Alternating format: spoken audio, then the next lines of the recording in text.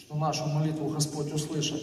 Вот. Что это? Это может быть постоянство, да, и аминь, написано, что молитвы будьте постоянны, да, может быть это многословие, красноречие, может быть это чем больше, тем лучше.